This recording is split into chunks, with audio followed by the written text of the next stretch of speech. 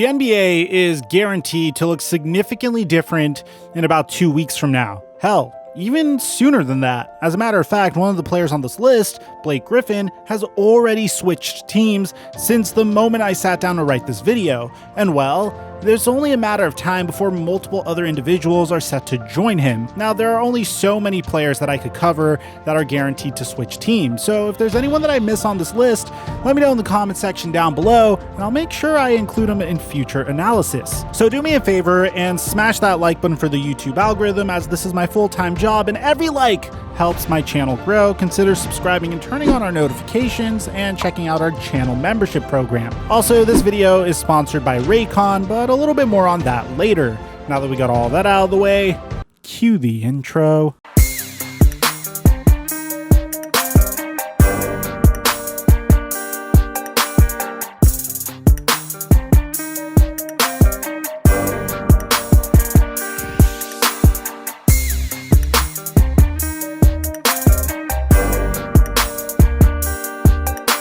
Marvin Bagley is famous for a very uncomfortable reason. Unfortunately, this former #1 overall recruit, which by the way, originally was supposed to be in the same class for Duke University that Zion Williamson, Cam Reddish, and RJ Barrett and Trey Jones were in, but obviously he would reclassify to a year earlier, and eventually he would declare for the NBA draft in 2018.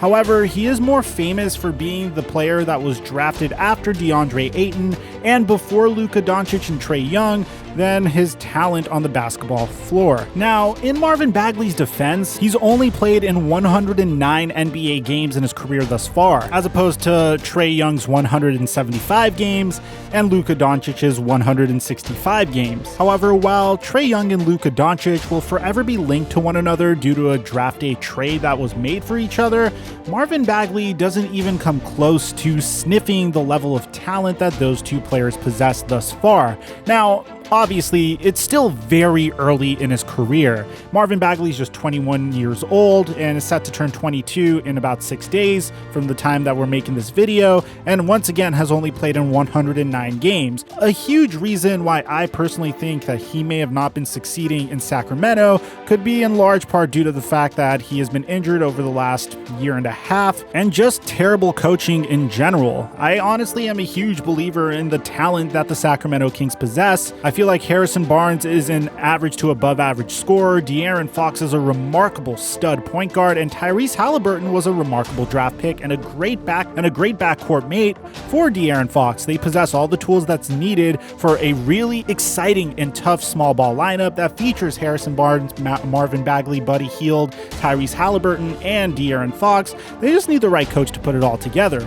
However, this hasn't stopped Marvin Bagley's daddy from coming out and saying, "Hey, I demand you trade my son." And the sad part about this is the Sacramento Kings complied and started looking for trade partners. And what's really sad about this is the fact that the Sacramento Kings haven't really been able to find anyone to bite on Marvin Bagley. It's a really sad situation because I feel like this is a player that has tremendous talent that needs to be harnessed by a team really quickly before his career gets flushed down the gutter. Marvin Bagley was known to be extremely raw coming out of the NBA draft, and the Sacramento Kings unfortunately don't really have a knack for developing talent. This year, he's averaging 14 points per game, 7.6 rebounds per game, shooting 50% from field and 37% from three, with a 15.9 PER.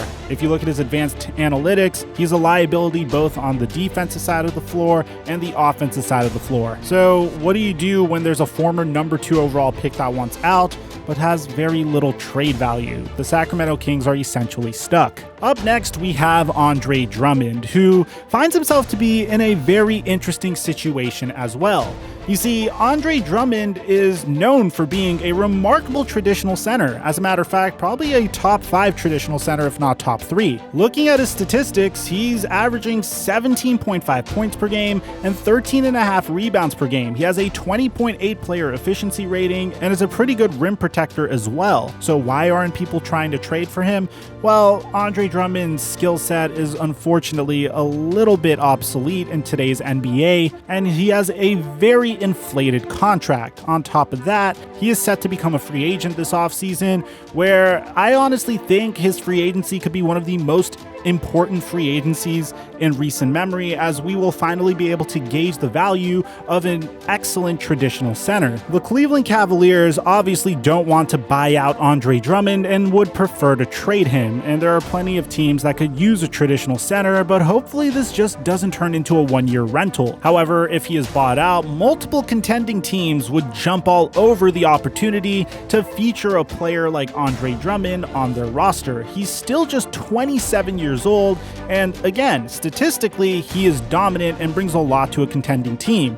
It's just, is he worth the price tag is the question. The most interested team right now are teams like the Los Angeles Lakers. The Brooklyn Nets are obviously interested as well, but they recently signed Blake Griffin. But despite that, the Nets are apparently building some sort of crazy super team down in Brooklyn, so I wouldn't rule them out completely.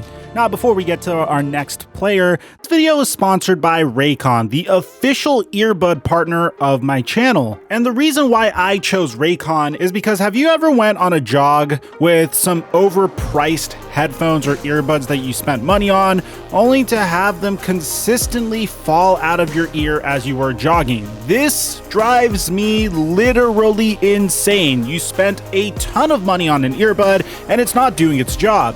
Well, here's the crazy part.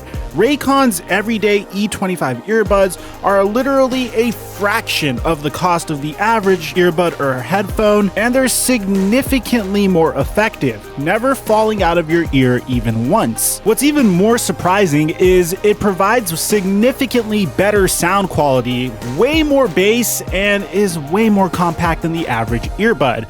So don't take my word for it, just go to the description down below or go to buyraycon.com/FlightMike for 15% off, and thank you Raycon for the sponsor. A few weeks ago, I made a video saying that Kyle Lowry leaving the Toronto Raptors and being traded to the Philadelphia 76ers was a foregone conclusion that was going to be happening within the next week or so. And well, I was wrong. It hasn't happened yet. Kyle Lowry has officially put his home in Toronto for sale. It is a known thing that at this point, the Toronto Raptors want to trade Kyle Lowry to a destination that he would ideally choose. The thing is, the trade also will have to make sense for the Toronto Raptors as well. And given what the Toronto Raptors' current situation is, I believe draft picks are king in any return for Kyle Lowry. You can automatically rule the team that makes really nice sense for Kyle Lowry out, and that's the Los Angeles Clippers, where he would go to reunite with Serge Ibaka and Kawhi Leonard, who has a huge hole at the point guard position. The next logical destination is the Philadelphia 76ers, a team that I personally think he's the most likely to go to because they still have draft capital, they have a lot of good role players that they could send back to the Toronto Raptors, and it's also Kyle Lowry's hometown. Add in the fact that they're the top team in the Eastern Conference so far, who definitely need another good player or a good piece to pair with Ben Simmons and Joel Embiid to compete in the arms race that the Brooklyn Nets are currently partaking in, then it makes a lot more sense as well. The problem is Kyle Lowry has a huge contract, and even though it's for 1 year, there's going to be a lot of salary cap gymnastics that would have to be done in order to acquire him. The Philadelphia 76ers would probably have to give up a player such as Matisse Thybulle as well, and I don't know how willing they are to give up some really important players like Thybulle and Maxey, although trading Danny Green would be the centerpiece of any such deal. Now our next player that is guaranteed, literally guaranteed to switch teams is Demarcus Cousins. You see, Demarcus Cousins already agreed to a release